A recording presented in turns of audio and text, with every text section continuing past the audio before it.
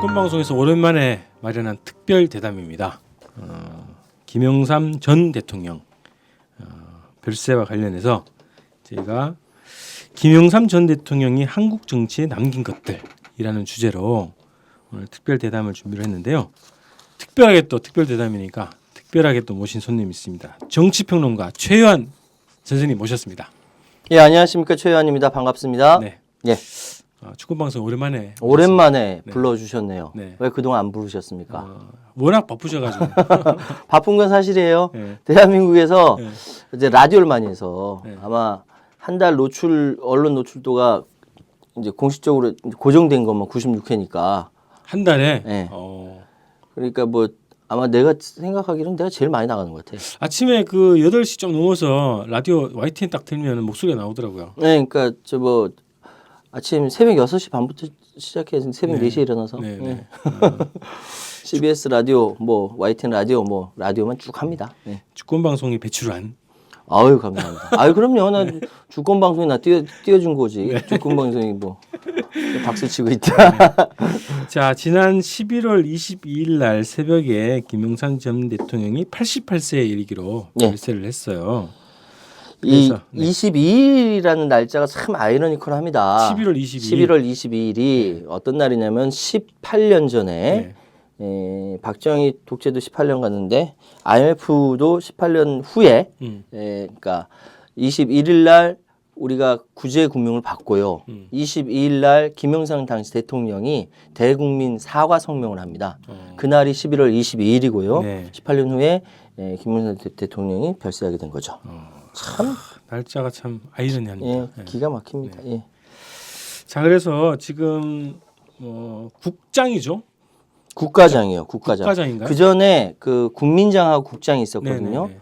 그러니까 노무현 대통령은 국민장을 했고요. 국민장. 김대중 대통령과 그 전에 박정희 대통령 국장을 했는데 뭐 이렇게 막 나뉘니까 국가장으로 통합을 했고 그래서 고 김영삼 대통령은 국가장으로 치르는 첫 번째 대통령이죠. 예. 김영삼 전 대통령이 한국 정치 남긴 것들이라는 주제로 오늘 얘기를 하고자 하는 건요. 지금 뭐 정치권을 비롯해서 언론에서 김영삼 전 대통령을 민주화의 큰별 뭐 이런 식으로 평가를 하면서 이 기간을 보내고 있는데 제가 정확한 역사적인 기록과 평가를 반드시 해놓고 지나가야겠다 생각이 들어서 예. 오늘 이 주제를 잡았습니다. 아, 불러주셔서 감사합니다. 예.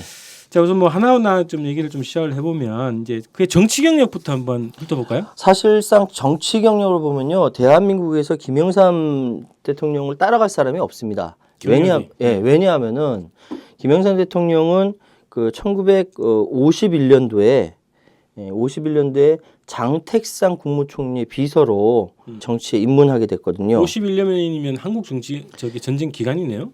그렇죠. 네. 6.25 전쟁 당시 학도의원군으로 복무했다라고 하고요.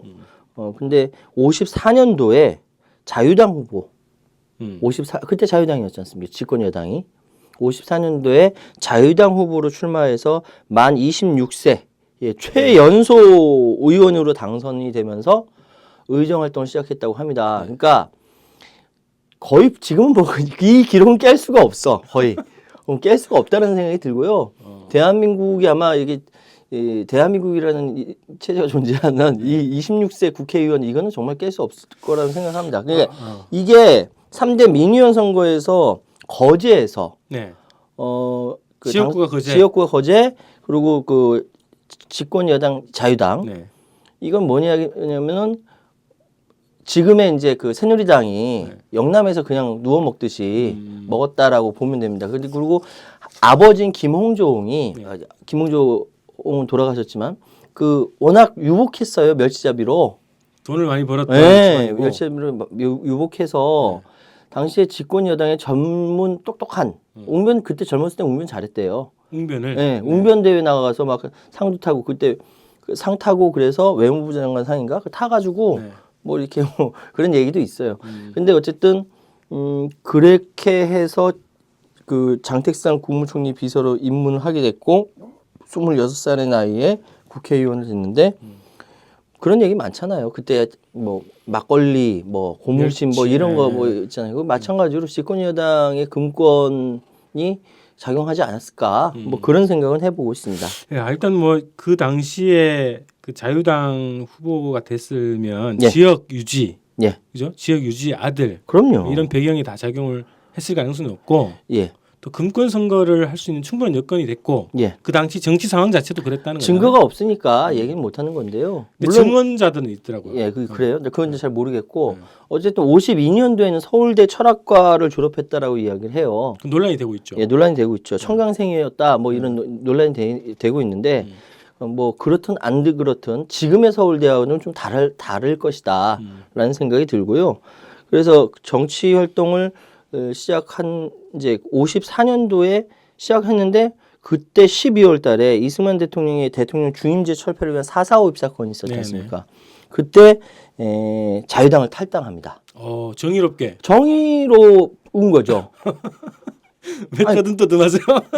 이게 정의로운 거죠. 그건 이제 왜냐하면 그러면서 호원동지회를 결성하다가 55년도에 민주당에 들어가게 됩니다. 네. 55년도에 민주당에 들어가게 되는데 어쨌든 정치 시작은 집권 여당에서 시작했다. 네네. 정치의 마무리도 집권 여당에서 마무리했다. 기본적으로 정치를 한다는 것은 우리의 삶에 대다수 민중들의 삶에 대한 책임감을 갖고 들어가야 되는 건데 지금 정치인들이 바라는 거죠. 뭐 그런 거 가지고 하나요? 네. 출세했다라고 얘기해요. 출세했다고. 어쨌든 출발 자체는 그러니까 정치 논리로만 딱 봤을 때는 출발 자체는 굉장히 안정적으로 스타트를 했고 정치적 격변을 겪긴 했지만 그다지 고생하지 않았다. 네. 고생을 많이 했다고 사람들 알고 있는데 누가 고생했다 그럽니까? 아니 고생 많이 하지 않았어요? 그 나중에 또 말씀드리겠지만 전두환 정권 하에서도 네. 김영삼은 정치 자금이 부족하지 않았어요. 전두환 정권 하에서도 김영삼 밑에는 문화생들이 무지하게 많이 모였고 동교동은 가지 않았어요. 그 근본적인 차이가 있는 거예요. 그 돈이 아버님의 돈. 뭐 아버님의 돈도 있을 수 있고 아버님의 돈이겠죠. 네. 그리고 또 의심하는 사람은 이건 정권에서 사주해가지고 뭐 이렇게 얘기한 건데 그 근거가 없으니까 얘기 못 하겠고요. 어쨌든 돈 많이 정치한 거예요. 네. 재밌는 얘기는요. 그 김영삼 대통령은 이제 야당 총재 있을 때 지갑을 몇 개씩 넣어놓고 다닙니다. 몸에. 네, 몸에. 그리고 이제 마음에 드는 사람 있으면 지갑을 꺼내서 지갑째 줘요. 근데 그 각각 지갑에 어디에 얼마가 들었는지 다 알죠. 네. 네. 사람에 따라서 딱 선택을 하는 네, 거야. 이게 다 알죠. 얼마 들어있고 얼마 들어있고 해서 지갑째 주면 그 받은 사람은 굉장히 감읍하죠. YS가 천하의 YS가 지갑째 줬어. 막 이렇게. 시원시원하고 통 큰 분. 실제로 시원시원하고 통 큰 부분이 있어요. 그러니까 DJ랑 비교를 하거든요. 그러니까 김대중 아니면 김영삼 나오면 김대중 이렇게 그렇죠. 되지 않습니까? 그래서 요즘도 김영삼 고 대통령의 그 서거 이후 우리는 별세라고 표현했지만 덩달아 나오는 이름이 김대중이에요. 그렇죠. 최대 라이벌. 그렇죠. 최대의 라이벌이자 동지이자 뭐 여러 가지 참 애증의 관계인데 김영삼 대통령한테 가면요. 일단 사람들이 가면은 그렇게 푸근해 한답니다. 뭔가 이 떡고물이 있어. 뭐 떡고물이라기보다는 그렇게 잘 들어줘요. 얘기를 잘 들어줘. 그리고 네가 맞다. 네가 최고다. 이렇게 시켜준다는 거죠. 그럼 전문가들이 보통 만나지 않습니까? 그럼 나오면서 뿌듯해하죠. 천하의 YS가 YS를 가르치고 나왔다 이거야 자기가. 그리고 이제 거기다 지갑까지 받으면 이제 완전히 그 사람 편이 되는 거죠. 누가 이제 그 3당 합당 이후에 박준규 의원이라고 국무총리 했던 국회의장 했던 건가? 국회의장이죠. 국회의장. 그 양반이 철저하게 민정계였거든. 나중에 YS가 사람 만나는 걸 보면서 완전 그 편이 되어버렸어요. 왜냐하면은 그렇게 사람을 이렇게 끌어안는 흡입력이 강하다는 거죠. 그건 정치력이죠. 명확하게. 예. 그런데 DJ한테 가면요. 아무리 천하의 전문가를 하더라도 무릎 꿇고 들어요. 왜냐하면은 그 자체가 너무 똑똑해. 워낙 독서량이 많고 워낙 해박하다 보니까 그 모든 것들에 대해서 그 전문가가 갔음에도 불구하고 서로 이렇게 이 대화가 되는. 전문적인 대화가 되는 거야. 그러다가 전문가부터 더 많이 알아. 그러니까 전문가 무릎 꿇고 배우는 거지. 그리고 나와서 생각할 때 기분이 그렇게 좋지 않겠지. 자기가 최고인 줄 알았는데. 자기가 최고인 줄 알았는데 뒤에 그러니까 나와서 반응이 에이 기분 나쁘다 이런 사람도 있고 어떤 사람은 역시 DJ다 이런 사람도 있고요. 근데 이제 DJ는 근데 그런 건 있어요. 그러니까 일리가 있는 이야기다라고 한다면은 아무리 직급이 낮은 사람이라 하더라도 수첩에 깨알같이 적어요. 나중에 정책에 다 반영시킵니다. 네. 한 번은 그때 평민당 네. 당무위원회 때 당무위원회가 있으면 이제 그 DJ가 맨 끝에 앉고 저 끝에까지 막내까지 쫙 앉는 자리예요. 어떤 사안이 있으면 다 말을 시켜요. 그러면 대충 이렇게 얘기하는데 이제 뭐 말 안 하는 사람이 있으니까 누구 말해보라고 막 하거든요. 근데 DJ가 딱 찍어요. 지금 TV조선의 장성민이라고 네. 진행자 얘기해보라니까 장성민이 일어나서 똘망똘망하게 얘기를 잘한 거예요. 그때가 30살 전후일 거예요 아마 그때가. 왜냐하면 이제 대학원 때부터 평민당 활동을 했으니까. 그런데 똘망똘망 얘기를 잘하니까 DJ가 그 얘기를 했어요. 장성민이. 저놈은 잘 키우면 약이 되고 못 키우면 독이 된다. 그 얘기를 했어요. 독이 돼버렸네. 모르죠. 그래요. 사람 보는 판단에 따라 다른 거고. 그렇게 이제 용인술도 다르고 뭐 흡인력이야 YS를 따라갈 수 있는 사람은 없죠. 우리 어디서 얘기해서 여기까지 왔냐? 재밌죠? 재밌네요. 근데 그 김대중 대통령 얘기하면서 그 얘기 하는데 자꾸 김영삼 전 대통령을 자꾸 깎아내리는 듯한 뉘앙스로 들리는데. 깎아내린다는 것보다는 확실히 정치력에 있어서는 정치력 둘 다 이제 구단이긴 맞는데 제가 나중에 또 말씀드리겠지만 무엇을 위해서 정치를 하는가 어디에 목적을 두고 있는가에 그 중심을 두고 우리는 김영삼 대통령의 일생을 살펴봐야 된다라는 생각이 들어요. 다시 돌아가가지고 예. 정치 활동 과정에 대해서 좀 특징적인 것만 좀 정리를 해보죠. 예. 70년대에 40대 기술론. 박정희 정권. 네, 박정희 정권 시절에 40대 기술론. 그것이 제일 먼저 깃발을 들고 나온 것이 김영삼입니다. 그리고 그 뒤를 이어서 김대중과 이철승이 뒤따라 나오죠. 이철승 선생님 지금 살아 있을 거야 아직. 그렇죠. 아직 살죠. 아직 살아 있어요. 이거는 뭐냐면 제7대 대통령 선거 후보 경선을 위한 겁니다. 71년도인가요? 71년도죠. 네. 71년도냐? 그렇지. 71년도지. 70년 9월 29일 날 대통령 후보 지명을 위한 임시 전당대회였습니다. 네. 사실은 유진산 당시 총재에 김영삼이 지원을 받기 때문에 자기는 이번에 틀림없이 당선이 되고 박정희랑 맞다이 떠가지고 이길 거다라고 생각을 한 거죠. 네. 근데 여기서 김대중한테 일격을 당합니다. 첫 번째 1차 투표에서는 참석대의원 885표 중에 그게 대의원 투표였나 보죠? 대의원 그때는? 투표죠. 네. 예. 대통령 후보를 뽑는 거예요. 예. 421표를 얻어서 382표를 얻은 김대중 후보를 39표 차로 이깁니다. 1차 투표에서. 네, 근데 과반이 미치지 못했잖아요. 그 2차 투표 가면은 당연히 될 거라고 생각해서 사실은 김대중 후보 수락 연설문까지 써갔어요. 네, 써갔는데 그때 김대중이 이철승 쪽의 표를 흡수해가지고 대역전극이 벌어지죠. 그러면 3파전이었는데 예. 그렇게 되는 거예요? 네, 그렇죠. 결선 투표에 들어가가지고. 그런데 그때 이후에 굉장히 나온 기록을 보면은 김영삼 대통령이 그때 김대중 대통령 후보 당선을 위해서 굉장히 많이 열심히 노력을 했다라고 나와요. 대통령 후보가 됐을 때. 그러니까 김대중 후보 당선을 위해서 김영삼 그때 의원이죠. 네. 굉장히 많이 노력을 했다라고 나와요. 그런데 다른 한편은 뭐냐면은 밤이면은 그렇게 괴로워했다는 거야. 술 마시고. 낮에는 선거운동 해주고 밤에는 괴로워했다. 그렇지, 괴로워했다. 근데 인간적으로 그건 이해가 돼요. 그러니까 완전히 자기가 될 걸로. 더군다나 그때 김대중 후보가 박정희 후보에 대해서 아주 그냥 돌풍이 일어났거든. 돌풍이 일어났고요. 부정선거가 없었으면 그때 김대중 대통령이 됐다는 이야기 나왔을 정도로 네네. 돌풍이 일어났기 때문에 YS로서는 그때 처음으로 이제 인간적으로 자만심에 대한 내가 너무 교만했구나 자만 이렇게 느꼈을 거고 그리고 두 번째로 김대중 이 사람 무서운 사람이네 그건 느꼈겠죠. 예. 그렇다라고 이야기들을 합니다. 흔히 그 장충단 유세가 굉장히 유명하죠. 100만이라고 하죠. 그때 서울시 인구가 몇 만인지 몰라도 지금도 100만 모으기 힘들고 그렇죠. 그 기껏 해봤자 87년도 그때 뭐 그 동원해서 했던 그 인구들 그것도 뭐 여의도 광장 보라매 공원 YS 같은 수영만 집회 뭐 이렇게 하지 않습니까? 부산 수영만 집회. 네. 그런데 그때 그건 워낙 고조된 상태에서 사람들이 와 했지만 그때만큼의 열풍이 불었다는 거죠. 그러니까 김대중 후보는 확실히 그러니까 DJ는 YS보다 연설을 잘해요.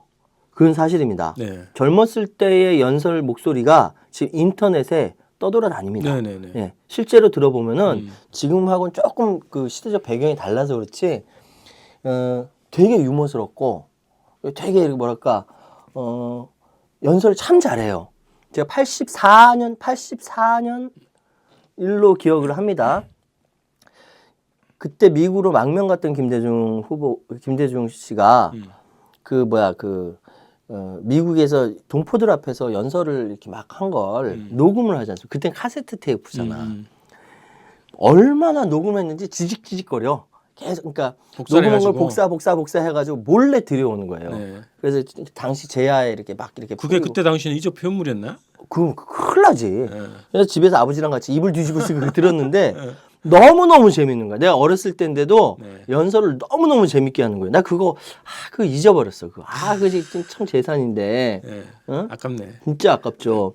그때의 카랑카랑했던 김대중의 목소리는 김영삼의 연설보다 훨씬 뛰어나다. 흡입력이 정말 짱이다. 이렇게 말씀드릴 수 있고 나름 YS 김영삼 대통령도 이 연설을 좀 이렇게 좀 해요. 하는데 뭐 확실한 발음이 이제 좀 이렇게 부산 쪽의 사투리를 쓰면서 김영삼에 대해서 애정을 갖고 있는 사람들한테는 아주 적합한 연설을 하죠. 예. 저게 진짜 내 마음에 꽂힌다 이렇게. 그만큼 김영삼도 이렇게 흡입력 있는 사람입니다. 네. 그래서 박정희 시대, 전두환 시대 이렇게 거치면서 좀 정치 행로에 대해서 한번 얘기를 해볼까요? 그러니까 이 부분에 대해서 제가 좀 보니까 그 한반도 삼국지를 쓴 이충렬 씨가 오마이뉴스에 이제 인터넷 인터뷰를 했더라고요. 민주화 운동에서 YS를 잘라내면 DJ파만 남는다라는 차원에서 이야기를 했는데 그러면서 YS가 없었다면 한국 민주주의도 없었다라고 이야기를 해요. 근데 이거는 그 이충렬 씨의 생각이고요. 저는 좀 생각이 달라요. 어떻게 생각이 다르냐면은 제가 얼마 전에 이제 페북에 쓴 건데 기본적인 제 전제 조건을 걸고 좀 말씀드릴게요. 누적 관객 수 1270만 명이 넘는 역대 7위의 기록인 영화 암살이 있습니다. 네. 거기 제가 가장 인상 깊게 본 사람은 염석진이에요. 염석진. 그죠, 다 그렇게 이정재. 보죠. 네. 뭐 다 그렇게 보지 않고 전지현을 제일 보는 사람도 있어요. 네. 근데 임시정부에서 독립운동을 했던 염동진이라는 실존 인물을 모티브로 따서 했다라고 해요. 그런데 염석진이가 나중에 완전히 배반을 해서 독립운동가를 잡아서 고문하고 막 죽이고 하는 완벽한 친일파로 변신하지 않습니까? 네. 심지어는 그 사람 얼마나 철저한 친일파였는지 반민특위 재판장에 올라갔을 정도로 네? 반민특위 재판장에서 뭐라고 얘기합니까? 몸의 상처를 탁 꺼내서 보이면서 자신이 조국 독립을 위해서 얼마나 투쟁을 했고 고생을 했는지에 대해서 열변을 토하고 거기서 박수를 받지 않습니까? 사람들이 막 동의하더라고. 그렇죠. 자, 젊었을 때 염석진이는 실제로 목숨을 내놓고 독립운동을 했어요. 그리고 손가락이 뭐 꺾이고 빠질 정도로 고문을 받고 나와서 변절을 한 거죠. 친일파로 변절을 했죠. 결국 그래서 김구 선생 그때 영화상에 김구 선생은 처단하라라고 내릴 정도로 친일파로 바뀐 겁니다. 내부에 있는 동지들 밀고 하고. 근데 이 사람이 나중에 일본이 쫓겨났음에도 불구하고 여전히 권력을 쥐고 친일파가 반공투사가 되어서 네. 살아남지요. 그거를 이제 안윤옥이 이제 사살하는 내용이 이제 영화 암살인데, 자 보세요. 기본적으로 YS는 민주화 투사 맞아요. 민주주의 투쟁했어요. 그렇죠. 민주주의 투쟁했어요. 이충렬 선생이 얘기했던 것처럼 DJ는 운신의 폭을 못했어요. 가택 경험을 당하거나 또는 이제 아예 그 미국으로 쫓겨나거나 아예 뭐 죽이려고 했었으니까 박정희는 수상시키려고 했고. 그렇죠. 그런데 그 내부에서 YS는 민주주의 투쟁을 했어요. 나름 자기 역할을 했단 말이야. 근데 나중에 3당 합당이라는 정말 전무후무나 말도 안 되는 이런 일을 저질러서 그 악 영향이 지금 대한민국 정치판까지 그대로 이어지는 거거든요. 네. 지역주의 문제에 뭐 여러 가지 이야기를 하거든요. 근데 더 이야기하면은 DJ에 대한 지역주의 문제 없다라는 얘기 아니에요. 거기에만 공격을 하지 지역주의 문제를 거론한 이야기는 YS에 대한 책임을 물으려고 거론하는 경우가 별로 없어요.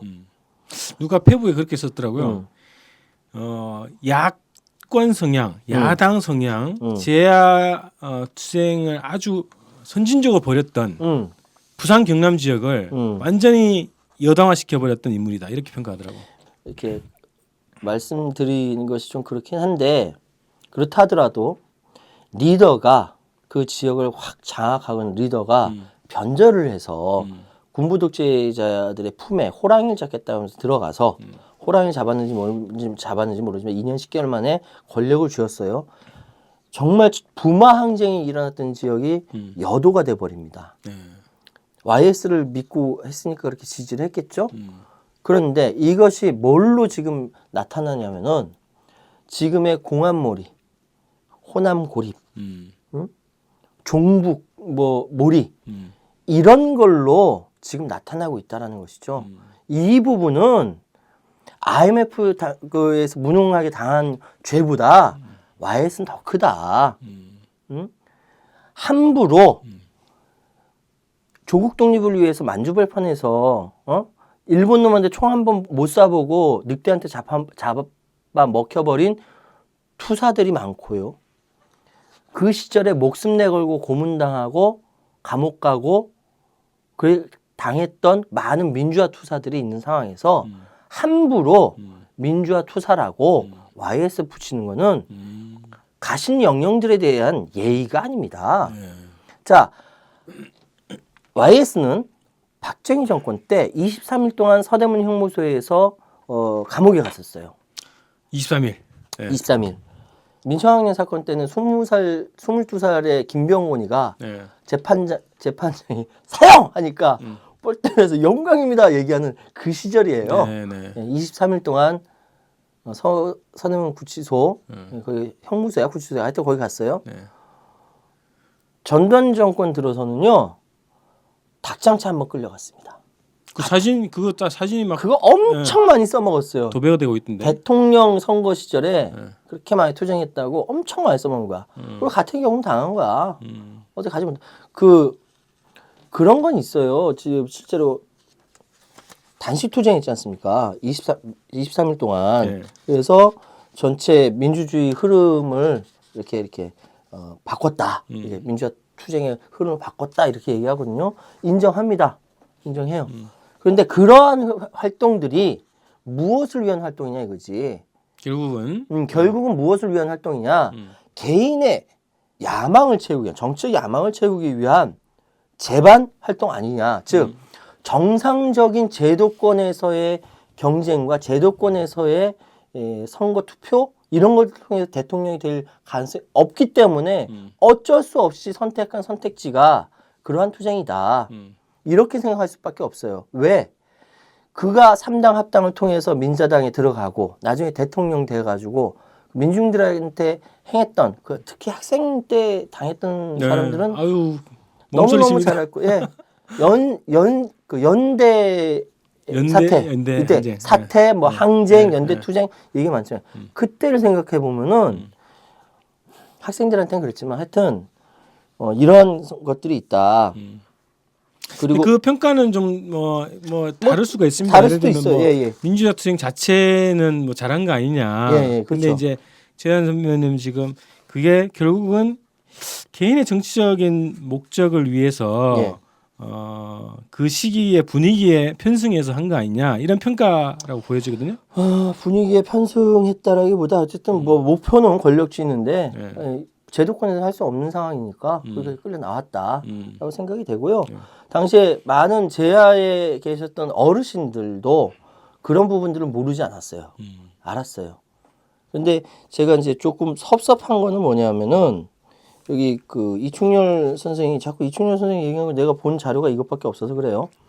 그 한반도 삼국지 쓰신 이충렬 선생이 그 87년 6월 항쟁 이후에 대통령 선거에서 이충렬 씨가 뭐라고 얘기하냐면은 오마이뉴스 인터뷰에서 당시 김대중이 양보하고 YS가 대통령으로 나가야 하는 상황이었지만 왜? 왜? 무슨 근거로? 왜 그렇게 생각해? 그때 YS가 김대중하고 단일화할 때 딱 김대중한테 꼬투리 잡힌 게 뭐냐면 당신이 나가게 되면은 정치 군인들이 들고 일어나기 때문에 안 된다라고 얘기했어요. 실제로 박희도라든지 당시에 뭐 수류탄 까버리겠다 뭐 이런 얘기 발언이 나왔었거든. 근데 생각해보면 그 자기가 나가면 안정적이라는 거지. 그럼 정치 군인들한테 굴복한다는 소리거든. 네. 그러면 지금 이 선생이 김대중이 양보하고 YS가 대통령 나가야 되는 상황이라는 근거가 뭐야? 그런 거 없거든요. 응? 제도권에서 나는 이제 생각할 때 이때 둘 다 잘못한 건 맞아요. 후보 단일화 해서 노태우가 당선되지 않도록 했어야 된다는 생각해. 그런데 일방적으로 이건 김대중이 잘못했다라고 이야기하는 거거든. 당시에 후단협이 그랬지 않습니까? 후보 단일 이거 2002년도 말고 그때 당시에 네네. 그러다 나중에 힘없이 빨려 들어갔는데 후단협에서 머리 깎고 들어갔던 사람 누굽니까? 박찬종이었거든요. 박찬종 뭐예요? 유신 정권 때 유정의 의원으로 출발했던 사람이야. 그 사람이 92년도에 무균질 정치인 이렇게 나와서 헉했거든. 지가 무균질 정치인이라. 그래서 지금도 TV에서 뭐 정치 원로 대접 받는데 네. 그렇게 한국 사회가 굉장히 왜곡되어 있는 상황이에요. 예? 저는요, 그때 당시 87년 6월 항쟁 이후에 87년 대선 그룹으로 확 빨려 들어간 그 자체는 잘못됐다고 생각하지만 어쨌든 들어간 이상 대통령 후보에 대한 결정을 그때 김영삼을 선택했던 사람들 왜 사과 안 해? 이 사람 김영삼의 본질은 3당 합당을 통해서 다 드러나는 상황이거든요. 네. 그렇다면 그때 김영삼을 선택했던 사람들은 사과해야죠. 그렇지 않습니까? 결국은 이제 신정부가 이제 뭐 문민정부로 해서 출범을 하면서 그쪽에 주요 인사들로 네. 많이 채워졌는데 그렇죠. 그래서 저는 그 최악의 정치 사태 이렇게 제목을 달면서 3당 야합이라고 네. 그 잡아봤는데요.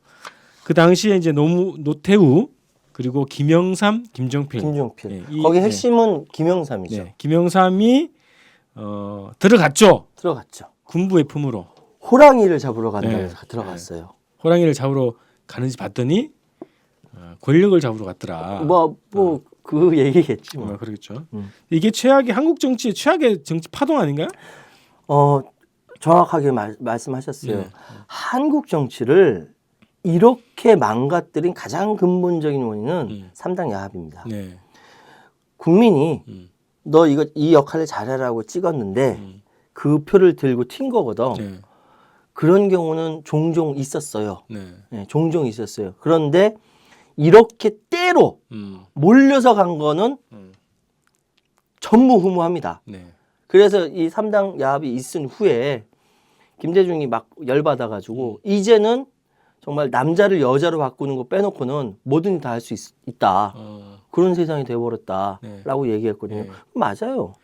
그러니까 이 3당 야합에 대해서 당시 김영삼 대표는 논리가 그 표로는 뭐 호랑이 잡으러 호랑이 굴에 들어간다 표현했는데 그 논리가 뭐였죠? 그러니까 3당 야합의 근본적인 원인은요. 노태우가 군부 독재자지 않습니까? 네, 네. 전두환의 일을 매를 이은 그 뒤에 군부 정치, 군인 정치, 그 기득권 정치가 안전하게 계승되기 위해서는 어떻게 해야 되느냐? 근데 사당 체제가 돼 있으니까 전국 운영조차도 제대로 하지 못하는 상황이었어요. 그때 전체 그 그러니까 노태우 씨가 받은 표 자체도 네. 30%가 안 됐어. 그렇죠. 네. 그러니까 이거는 전국 운영이 안 됐다는 거는 노태우 입장에서 봤을 때 전국 운영이 안 되는 거고 당시에는 야3당이 서로 토론을 통해서 서로 토론하고 정책 내오고 하면서 여당을 계속 몰아가면서 정책 대결을 했다니까. 여소야대 국면에서. 여소야대 국면에서 서로 이게 가능했었어요. 네. 근데 이것이 기존의 억압적 정치 질서에 익숙해져 있었던 노태우를 비롯한 기존 정치 그룹에서는 도저히 몸에 맞지 않는 옷을 입고 있었던 거예요. 이거를 일거에 뒤집어야 된다라고 생각했고 네네. 그래서 노태우는 박철원을 시켜서 평민당 김대중한테 같이 하자. 연정을 비롯해서 같이 손을 내밀었었죠. 근데 김대중 과감하게 손을 끊었는데 김영삼은 치고 들어간 거죠. 여기서 뭐냐면은 사실 제아가 그때 또 바보 같았어요. 왜냐면은 89년도에 그 노태우의 공약이 있었죠. 중간평가. 중간평가. 뭐냐면은 87년도 대통령 선거 공약으로 누군가 공약 아이디어를 낸 겁니다. 네. 중간평가를 공약을 내자. 그래서 못하면 물러나겠다. 과감하게 내자. 그래서 급하니까 노태우가 막 그때 던졌어? 던진 거야. 근데 당선되고 나중에 보니까 89년도 중간평가 시기가 온 거예요. 시기가 왔어. 그러면 이제 많은 사람들은 중간평가를 어떻게 할 것이냐 막 고민하고 그리고 민정당 내부에서는 어떤 새끼가 이런 공약을 낸 거야? 막 이렇게 막 이야기하면서 굉장히 불안해했다고 합니다. 근데 일단은 지금 그 88년 올림픽이 끝난 상황이잖아요. 네, 끝난 상황이고, 그러니까 이미 김대중은 저쪽 그 박철원으로부터 연정하자, 뭐 합당하자, 뭐 이런 얘기를 들은 상황에서 뭔가 분위기가 이게 심상치 않게 흘러가고 있거든. 이 상황에서 저 중간평가 저건 정치적 꼼수 같다라는 생각이 들어서 타협을 해줬어요. 중간평가 하지 말자. 타협을 해줬어요. 누가? 김대중이 노태우한테 네. 그랬더니 YS가 불같이 화를 내면서 약속을 지켜야 한다면서 막 하고 그때 제야랑 같이 합세해가지고 시위 엄청 많이 했어요. 반 김대중 시위를 한 거야? 반 김대중이 아니라 반 노태우 중간평가 실시하라 하면서 네네네. 엄청 시위하면 데모도 많이 하고 그때 학생들도 데모 굉장히 많이 했어요. 중간평가 실시하라고 막 하면서 그리고 김영삼은 노태우 정권 타도해야 된다 뭐 이렇게까지 나왔다고. 네. 근데 물밑은 뭐였냐? 삼당 합당을 위한 작업이 들어갔다는 거지. 순진한 제약했던 선생님들 다 콜라당 넘어갔다는 거지. 김대중 욕하면서. 철저하게 그 이용을 했구만요. 이 제안을. 그럼요. 당연하죠. 물론 김대중도 이용 안 해먹은 건 아니에요. 이용을 했는데 사기를 친 거지. 네. 권력 요구를 위해서. 그때 이미 그 대권 후보에 대한 기본적인 거래가 이루어지는 과정으로. 그거는 이제 내각제 파동까지 연결되기 때문에 복잡하기 때문에 그거는 조금 이야기하기가 좀 그렇고 네. 지금 상황 어쨌든 정상적인 사당 체제 하에서는 도저히 자신이 대통령이 될 자신이 없는 거야. 왜냐하면은 당시의 그 구조를 보면은 그 민정당과 평민당과 통일민주당과 그 신민주공화당이 있는데 이 네 당이 서로 정책 경쟁을 했거든요. 근데 제1야당이 평민당이야, 평민주당. 김대중이란 말이죠. 네. 이걸 못 견뎌한 거예요. YS는. YS는 못 견디했어요. 개인적인 감정이구만 또. 그럼 개인적 감정이 정치 발전 이런 게 아니라. 내내 있었어요. 모든 부분에 있어서 DJ에 대해서 열등감을 갖고 있었다니까. 사람이 그러면 정신적으로 굉장히 피곤할 텐데. 피곤해도 이제 좀 낙천적인 성격이 있어가지고 아, 다 또. 이긴 거지. 또 대범하잖아. 대도무문. 예. 큰 도둑은 문이 없다며. 네. 예. 그래서 결국은 저는 최악의 정치 사태라고 이게 규정한 이유가 87년 6월 항쟁을 거치면서 군부 독재가 완전히 와해되는 직전까지 가 있었고 이 산소호흡기를 가지고 있었다. 그럼요. 근데 이거를 살려준 거예요. 군부 통치를 합리화시켜 버린 거예요. 음. 군부 통치를 합리화시켰어요. 그래서 나중에 YS가 그 전두환과 노태우에 대해서 이렇게 나중에 역사 바로 세우기로 네, 돌아갔을 때 네. 그 전두환이라는 사람은 골목 성명을 발표하지 않습니까? 네. 골목 성명 때 성명을 발표 그 내용이 뭡니까? 역사 바르게 세우려고 나를 이렇게 잡아가는데 그러면 자기 고향 합천 내려갔는데 하는데 근본적으로 보면 당신은 군부의 품에 안기지 않았냐 그 얘기거든. 김영삼으로서 봤을 때 YS로 봤을 때는 굉장히 기분 나쁜 얘기인데 그 아픈 데를 건드리는 그게 눈에 다 보이지 않습니까? 그게 뭐냐면은 이미 권위주의 정권이 몰락이 시작이 되고 더 이상 민주주의의 커다란 흐름이 대선을 못 막는 시대가 되었는데 김영삼이 개인의 정치적 권력 요구로 인해서 3당 야합을 통해서 군부 통치를 비롯한 이 권위주의 정권 권력 전체를 합리화시켜 준 거예요. 그리고 이게 살길 열어주고. 그럼 살길 열어주고 그러면서 지역주의 더 심화시켰고요. 그렇죠. 이 영남 호남 이게 다 단결돼 있었는데 완전 분열시켜 버렸네. 완전 분열. 그러니까 지역주의 심화시켰고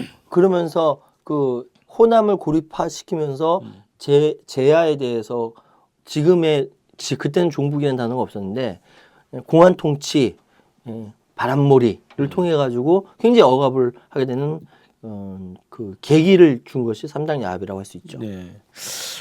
이때 이게 분수령이구만요 지금. 그럼요. 이 한국 전체에 이 구조화돼 있는 지역주의나 이런 구조가 이때부터 아마 예를 들어서 이게 정치의 상상력을 발휘해서 그때 3당 합당이 되지 않았다라고 하면은 활발하게 토론이 되는 정책 대결 그리고 민정당은 계속 소수파니까 끌려갈 수밖에 없는 집권 여당이. 근데 어쨌든 그것이 비합리적으로 끌고 간 건 아니었거든. 응? 그렇게 가고 있던 것이 쭉 가게 되면은 92년 선거에 민정당도 후보를 내겠고, 그 김대중 YS 나오겠고, 김종필도 나올지 모르겠지만 하여튼 이렇게 되지 않겠습니까? 합종연행이 있다 하더라도 그야말로 그 92년도에 문민정부가 설립이 되는 거죠. 김대중이 되든 김영삼이 되든.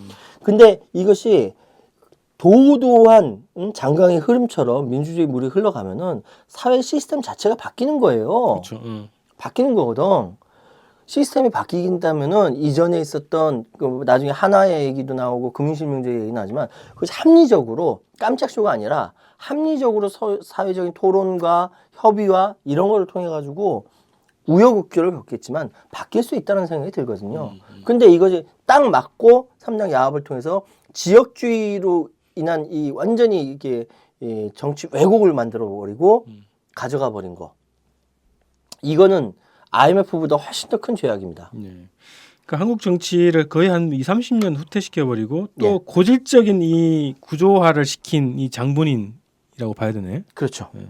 그럼 저는 아까 평가 중에 이제 그 민주화 투쟁의 경력 저는 인정해 줄 수 있지만 결국은 이 3당 야합을 통해서 완전하게 기득권 권력의 품으로 들어가서 예. 개인의 정치를 한 거고 개인의 권력을 찬탈을 한 거고 예. 그렇게 평가를 해야 된다. 그게 본질이다 지금 평가 중에. 그게 사실상 우리가 생각할 때 누가 뭐라고 해도 가장 근본적으로 생각해야 할 YS 정치의 핵심이라고 생각이 돼요. 우리가 그러니까 YS가 민주화 투쟁했던 건 맞다니까. 그런데 그것이 3당 합당을 통해서 자기의 명성을 완전히 훼손하고 이 대한민국 민주주의 체제 이 자체에 대해서 해악을 끼친 분이거든요. 그래서 누군가 그 얘기했지만 뭐로 가도 서울만 가면 돼. 내가 반칙을 해도 권력만 쥐면 돼. 라는 것이 어디까지 퍼져나가겠습니까? 어린 아이들한테까지 다 이게 사회 문화 풍토까지 다 영향을 다 미쳤다. 영향을 미치는 거예요. 권력을 그렇게 쥐니까. 누가 성실히 일하고 올바른 룰 지켜가면서 성장하고 그리고 룰 지켜가면서 돈 벌고 법 지켜가면서 살아서 살겠냐 이거지. 죽어서 민주화 열사까지는 아니지만 뭐 이렇게 뭐 굉장히 뭐 추모하고 뭐 이렇게 되면은 나도 이렇게 뭐 이렇게 여기 와가지고 주권 방송 와가지고 이렇게 뭐 이렇게 바른 소리 하다가 기회가 되면은 응? 잽싸게 너 이게 돈 많이 줄게 막 뭐 몇 억 줄게 해가지고 TV조선 나가가지고 이 다 빨갱이 새끼들이야 다 정북이야 뭐 이러고 그래서 내가 나중에 부귀 영화 누리다가 죽었어. 수십억을 이제 우리 자녀한테 뭐 물려줘. 그 삶이 잘 살았다라고 얘기하는 거 아니야. 뭘로 규정이 되냐 이거죠 결국은. 그치, 그죠? 결국은. 그래서 규정을 정확하게 해야 된다는 거고. 아이 신발 근데 진짜 그런 것들을 생각하면 정말 열받는다는 거지. 자, 그래서 이제는 문민정부의 잔혹사를 한번 몇 가지 사건을 가지고 얘기를 좀 해보죠. 예. 저는 4가지로 꼽아줬는데 예. 제가 이제 생생한 학생운동 시절에 고스란히 당한 거라. 한이 맺혔구나. 네. 그 94년도에 주사파 파동이 있었고요. 그다음에 96년도에 연대 저희는 항쟁이라고 부릅니다. 연대 항쟁. 항쟁. 네, 연대 사태라는 얘기를 많이 했었는데. 네. 그런 이제 학생운동 탄압이랑은 한 축이 있고 그 다음에 아까 이제 주사파 파동의 그 계기가 됐던 것이 하나인데 94년 정상회담과 예. 전쟁 위기가 있었단 말이죠. 전쟁 위기가 있었죠. 그것도 있었고 그 다음에 막판에 90년 말인가요? 노동법 안기부 날치기 통과 예. 이 사건이 있었고 그 다음에 대미를 장식한 IMF 예. 사태가 있었죠. 하나의 척결을 하게 되는 거는 진짜 DJ가 그 얘기 하잖아요. 나란 못한다. 정말 무식하게 밀고 나갔거든. 정말 무식하게. 자, 전설의 깡다구라고 얘기해요. 네. 예. 하나의 척결 몇 시간 동안 아니 얼마 동안 척결한 줄 알아요? 핵심부를 단 3시간을 날렸어요. 그러니까 박탈을 시켜버린 거예요. 제대를 시켜버려. 싹 다 날려버린 거야. 그리고 93년 4월 한 달 동안 뭐 사단장, 군단장은 물론이고 저 밑에 있는 그 영관급 장교들까지 하나면 다 날려버렸어요. 그러니까 추풍 낙엽처럼 날아간 거야. 나중에 자 전역 시키고 그 다른 그 이제 비 하나야지. 자 취임시켜. 하도 별들이 많이 날아가니까 별을 못 구해가지고 그 전에 했던 별 떼가지고 막 난리가 났었어요 그때. 근데 국민들 입장에서는 시원하죠. 시원하죠. 정말 시원하죠. 그때 나 박수 쳤거든. 그때 영광급까지 날릴 수 있었던 거는 육사 31기에 백승도 대령이 있었어요. 네. 백승도 대령이 나중에 25사단장이 됐는데 내가 25사단 네 있어서 알아요. 네. 아 사단장이 아니구나. 그때 연대장이었는데 어쨌든 그 양반이 영광급에 있는 하나의 이 명단 군인 아파트를 비롯해 막 투서하고 막 난리가 났었어. 투수 사건 기억나는 거 있었어요. 네. 네.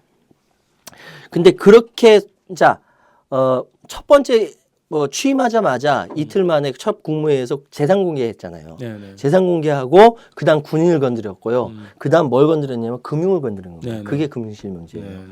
그러니까 93년도 8월 12일 저녁 7시 45분에 갑자기 대통령 특별 담화문이 나옵니다. 막 전율이 오르는데. 사람들이 저녁 먹고 뭐 TV 저녁 먹으면서 TV 보다 뭐 이러는데 갑자기 대통령이 나와가지고 담화문을 발표해요.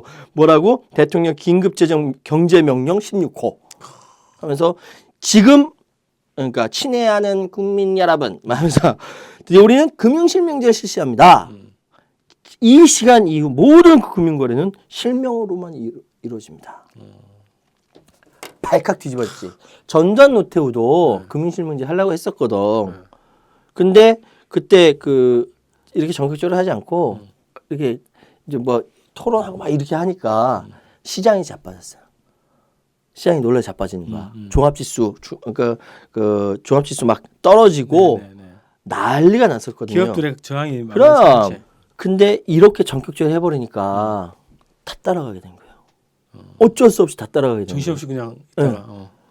물론 나중에 뭐 중소기업도 사채 막 동결되고 막 사채 막 이 시장 중심으로 자금 시장 얼어붙고 해서 난리가 나긴 했는데 결과적으로 보면은 이거는 먹힌 거죠. 그리고 결정적으로 전두환 노태우 비자금은 박계동이 네. 밝힐 수 있었던 거는 이 금융실명제 아니면 못 밝혔었던 거지. 이런 게 있어요, 실제로. 그리고 나서 그때 어떻게 했냐면은 OECD 가입하지 않습니까? 네. WTO 가입하지 않습니까? 우리 선진국이라고 얘기하죠. 네. 그때의 그 IMF 직전까지 그 김영삼 정권의 경제 성장률이 7.8%예요.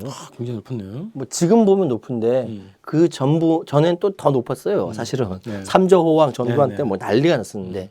근데 어쨌든 OECD 가입하게 되면서 국민들로 하여금 민주화를 이룬 국민으로서 이제 선진국에 돌입했다면서 자부심을 갖게 하죠. 20개국 안에 들어갔다 우리가. 그렇지.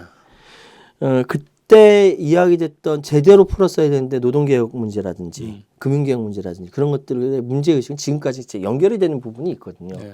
근데 이거는 서로 토론을 통해서 풀어야 되는 거지. 갑자기 이렇게 노동법 날치기 하듯이 그렇게 하니까 당연히 저항할 수밖에 없지. 저 새벽에 그랬죠. 좀 새벽에 그랬죠. 그래서 나중에 거기에 그대로 따라갔던 김문수, 이인재, 젊은 의원들, 당신들 뭔데 막 이렇게 욕해가지고 김문수 얼굴 빨개져가지고 막 말도 못하고 그런 적이 있었어요.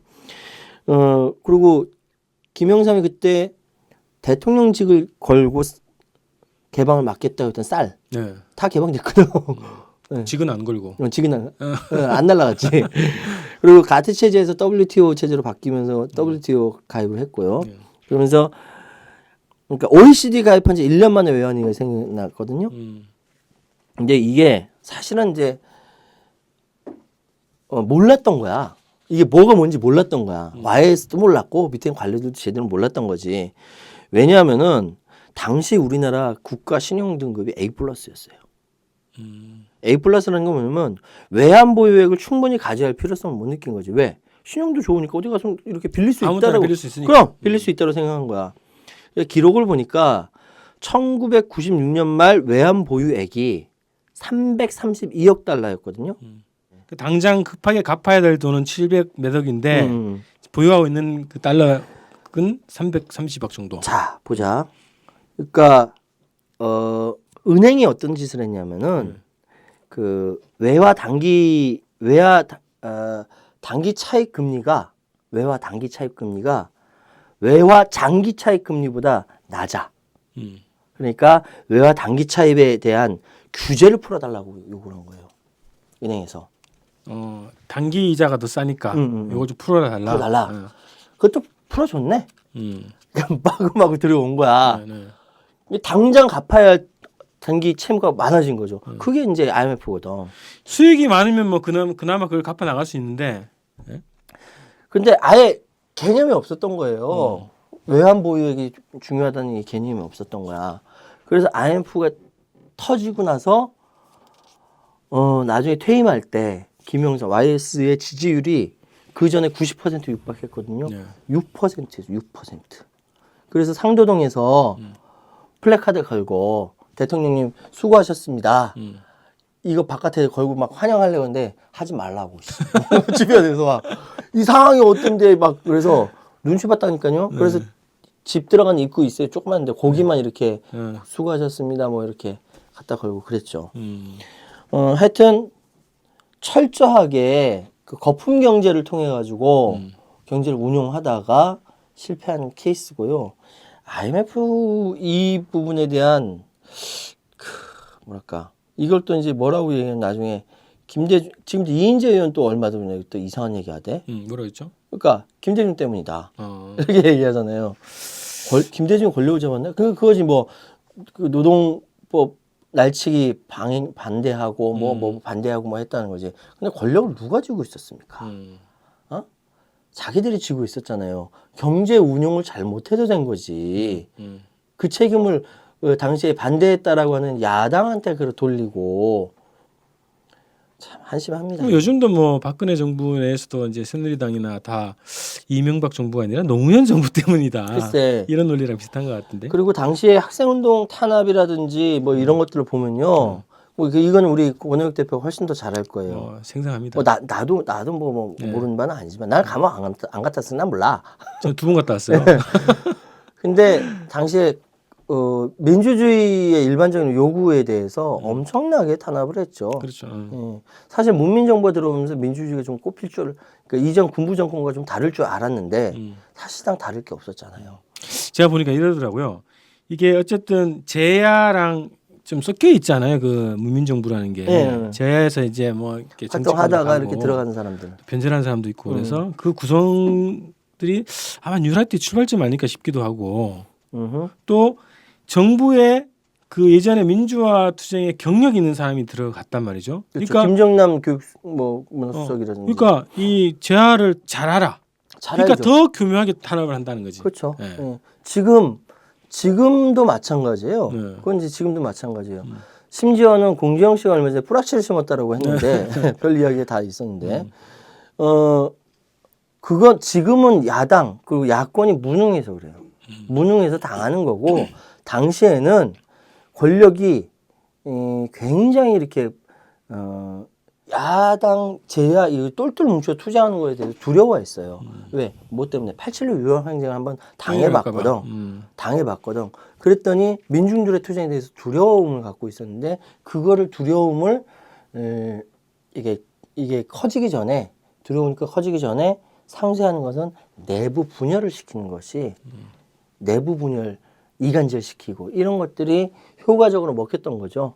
그래서 학생운동 진영도 마찬가지고 노동운동 진영도 마찬가지고 당시에 서로 반목하고 이런 것들 쌓여 있었고 그거 지금까지 연결되는 거 아니겠습니까? 솔직히 말씀드리면. 그래서 94년도에 서울대에서 뭐 범민족 대회 통일을 위한 범민족 대회에 최초로 헬기에서 체류액을 뿌리는 그걸 진두지휘하는 사람이 최영우인가요? 내무장관? 민주주의 투쟁을 하면서 자기들도 잡혀가고 고문당하고 그런 경험이 있는 사람이잖아요.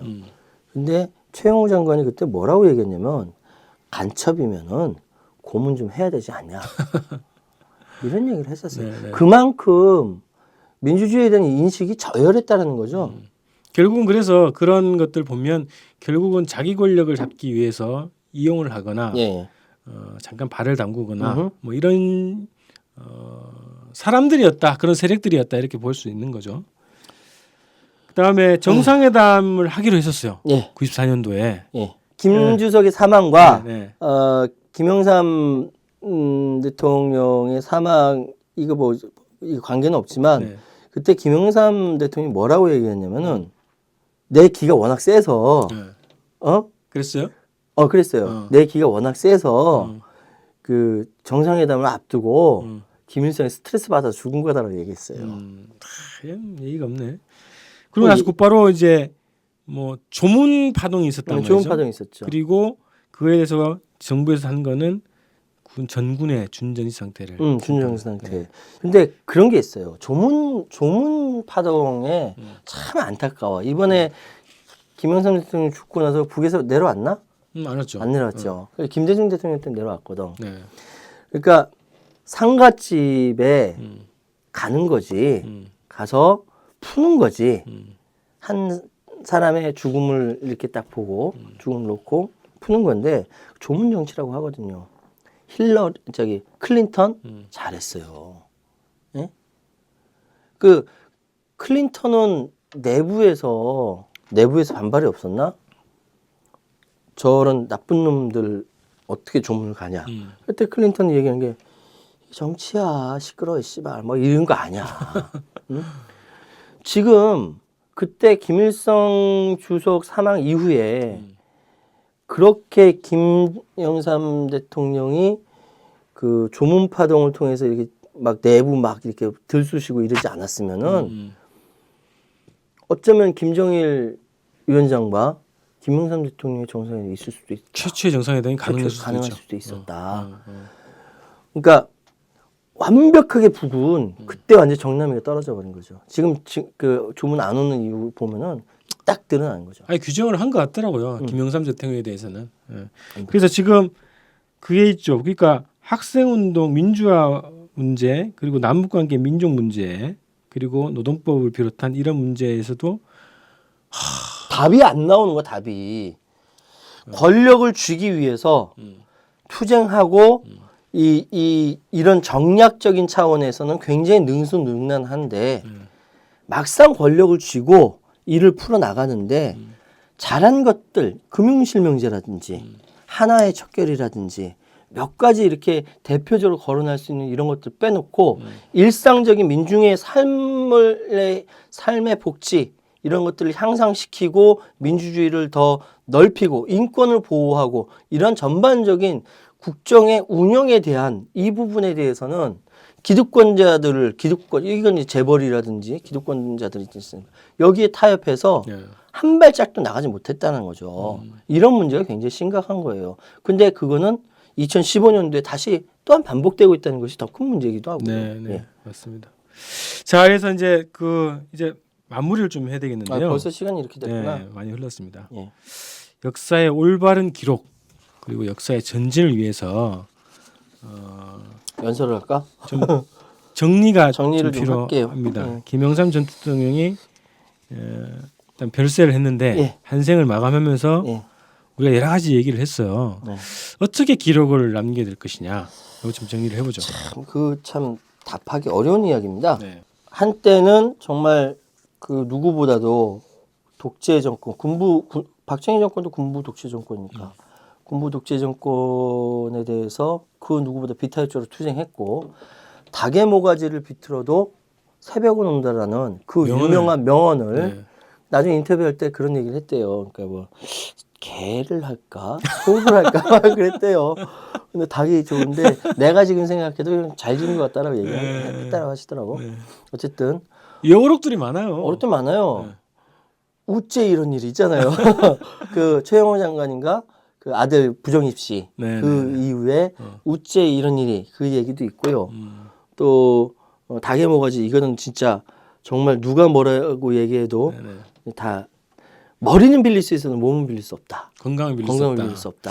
그리고 취임사 피보다 진한 뭐 동맹은 없다. 네, 뭐 그렇죠. 이런 얘기겠죠. 그건 이제 이후에 이제 굉장한 이제 뭐랄까 후폭풍을 몰고 왔죠.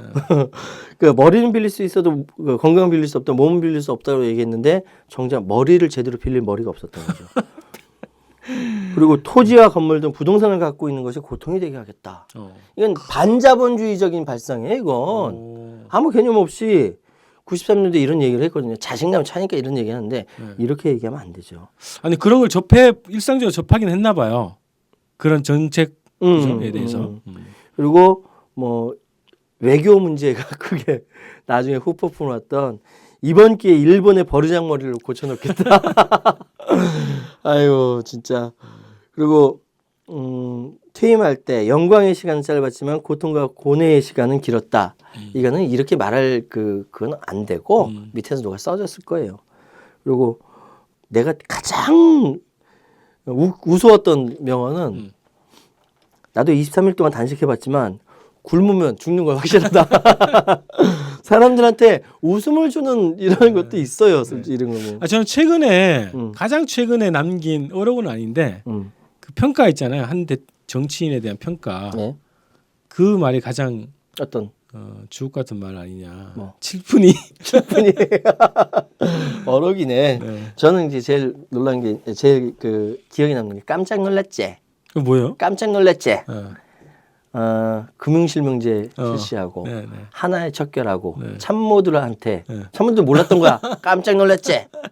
그리고 그 유신 정권 시절과 전두환 정권 시절 사이에 그 담 하나 두고 이웃집 소녀 꼬마 동지 대령 동지라는 책을 쓴 이규희 씨. 그러니까 중앙일보의 기사도 나왔어요. 사실은 이규희 씨가 초등학교 내 짝꿍이에요. 규희야 듣고 있니? 내 짝꿍이에요. 근데 많은 벗이 됐었죠. 나중에 하나의 척결이나 뭐 하고 나서 전화했다는 거 아니야. 깜짝 놀랐지? 이랬다는 거 아닙니까? 그래서 깜짝 놀랐지가 최고의 어록이라고 저는 생각하고요. 정리를 합시다. 정말 누구보다도 치열하게 민주화 투쟁했던 거 맞고요. 김대중 대통령과 함께 정말 민주화 투쟁했던 것까지는 맞습니다. 한 시대를 풍미했고 그런 걸 다 인정해요. 그러나 문제는 우리가 지금껏 이야기하듯 중간에 변절해서 친일파로 변절해서 생을 마친 수많은 사람들 있지 않습니까? 윤치호가 그랬고 이광수가 그랬고 뭐 한두 명이래야지. 응? 그런 사람들에 대해서 우리는 나중에 친일파라고 이야기를 해요. 그리고 역사에 있어서 이거에 대해서 명확하게 정리를 하고 있습니다. 이거를 막으려고 이 국정교과서 이게 난리가 나는 거 아니겠습니까? 그러면 한 사람의 개인의 인생을 객관적으로 정리를 해야 된다는 생각이 들고요. 예. 그래서 제가 초기에 말씀드렸던 것처럼 YS 김영삼 대통령은 한때 치열한 독립운동을 했던 염석진과 같은 한때 치열한 민주화 투쟁을 했던 염석진과 같은 존재다라고 생각을 하고요. 그가 실제로 대통령이 되어서 국민들에게 웃음을 준 적도 있고 통쾌함을 준 적도 있고 하지만 끝에 가서 IMF라는 우리나라의 전무후무한 경제 위기를 통해서 나라를 진짜 말아먹을 뻔했는데 이런 고통을 안겨준 것도 사실이고요. 그리고 사람 머리조차 빌린 머리가 되지 못해서 IMF 환란을 불러일으킨 거에 대해서 스스로 잘못했다는 얘기를 제대로 하지도 않았어요. 다 김대중 탓으로 넘겼고요. 무엇보다도 가장 중요한 것은 3당 야합을 통해서 한국 정치의 왜곡이 바로 여기서부터 시작이 됐다. 그 영향이 지금까지 이어지고 있고 그래서 동과 서의 분열, 지역주의, 패권주의 이런 것들의 고착화가 한국 정치의 과제인데 그것이 여기에서 비롯된 것이다. 참 유감이다. 명복은 빌겠지만 이런 부분들을 명확하게 남겨야 후손들이 이 시대가 어떤 시대였는지 이해할 것이다 라고 생각을 합니다. 네, 정리 잘 해주셨는데요. 저는 이제 두 가지 생각이 들었어요. 사람이 한 생을 깨끗하게 마무리하는 게 얼마나 중요한가. 그리고 처음에 먹었던 마음을 죽을 때까지 잘 간직하고 그걸 잘 가꾸는 것이 얼마나 중요한가를 좀 보게 됐고요. 저렇게는 살지 말자. 그런 생각이 들었습니다. 네. 자, 그래서 이 기록을 정확하게 하지 않으면 또다시 역사 왜곡이 이제 지금 현대사가 또 왜곡이 되는 거고요. 예. 과거사가 아니라 현대사가 또 왜곡이 되는 거고. 그렇죠. 또 우리 민중들이 어떻게 앞으로 자기의 주권을 찾을 것인가에 이 방향을 찾는 데서도 이 정확 평가가 얼마나 중요한가 이런 취지에서 오늘 대담을 진행했습니다. 자, 오늘 함께해 주신 정치평론가 최요한 선생님 고맙습니다. 예, 감사합니다. 네, 김영삼 전 대통령이 한국 정치에 남긴 것들이라는 주제로 특별 대담을 진행했습니다. 고맙습니다.